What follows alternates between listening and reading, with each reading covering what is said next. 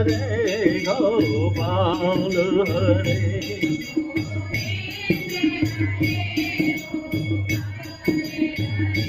जय जय प्रभु दीन दयाल हरे।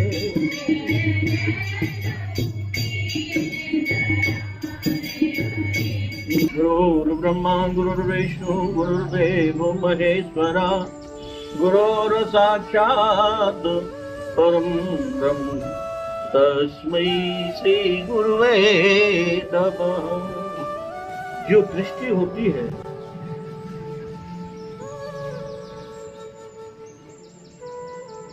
जो वो देखना चाहता है वो ही उसको दिखता, और कुछ नहीं दिखता। जो वह देखना चाहता है वही उसे दिखेगा और वही उसके लिए हो जाएगा। जगत के स्त्री पुरुष,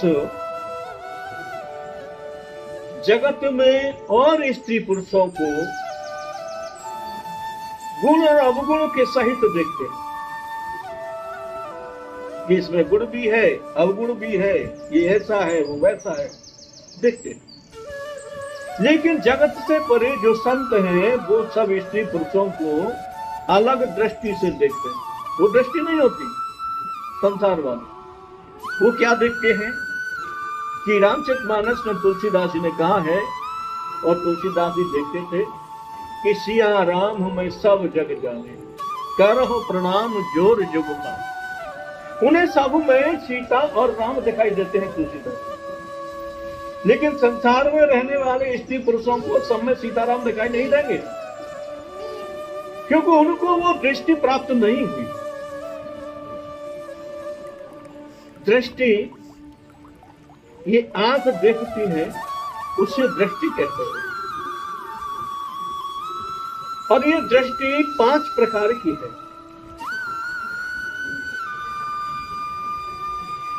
पहली दृष्टि को क्या कहते हैं?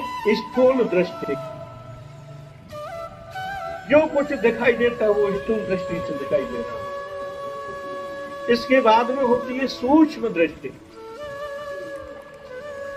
सूक्ष्म दृष्टि में वो अणु परमाणु को भी देख सकता है यही आंखें।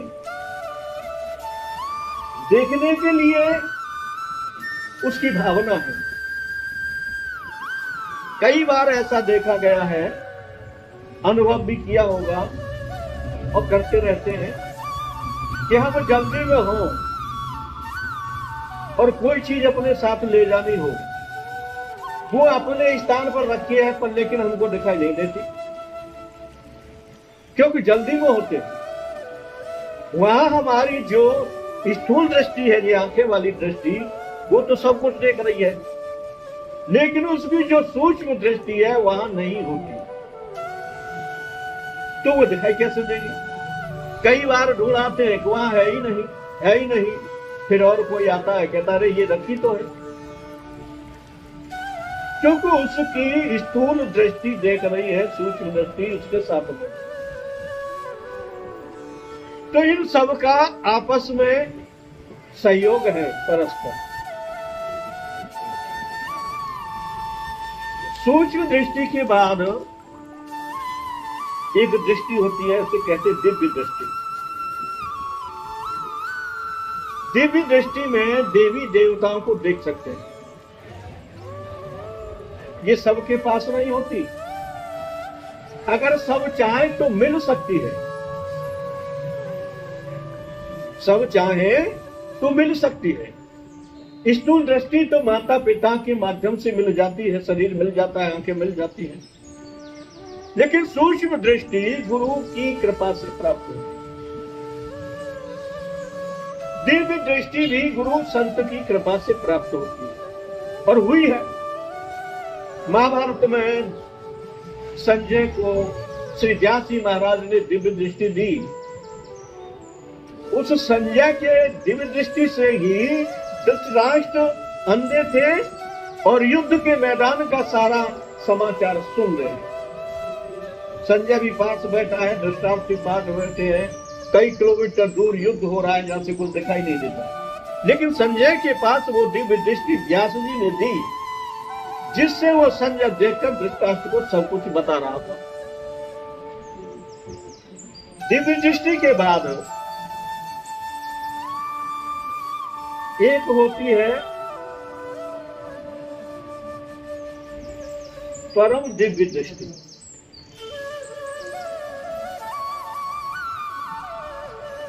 दिव्य दृष्टि के बाद होती है अति दिव्य दृष्टि। अति दिव्य दृष्टि इससे भगवान की कृपा से प्राप्त किया जा सकता है। साधन गुरु बताते हैं, लेकिन प्राप्त भगवान के द्वारा की जाती है। और परम दृष्टि ये भी भगवान के द्वारा दी जाती है। जब परम दृष्टि मिल जाती है किसी को, तो फिर संसार में उसको क्या दिखाई देता है? सबके हृदय में बैठा हुआ परमात्मा दिखाई देता है। और ये देखा था, किसने देखा था? भरत जी। भरत जी 14 वर्ष नंदी ग्राम में रह करके प्रभु के आने का इंतजार देख रहे थे, और 14 वर्ष में मात्र एक दिन बकाया रहा था।